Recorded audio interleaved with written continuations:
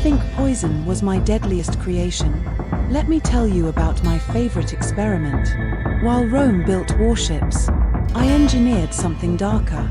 My secret weapon, sound itself, hidden beneath Alexandria's waves.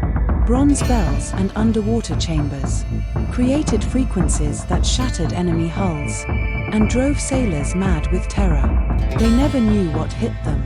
Whole fleets destroyed by invisible forces. While I watched from shore, testing, measuring, perfecting, Rome's historians erased this truth, called it divine intervention, rather than admit a woman's mind could break their mighty ships. They feared my poisons, but they feared my mind more. But my acoustic weapons were just the beginning. Next time, the secret device I built beneath the lighthouse that could set ships ablaze from miles away.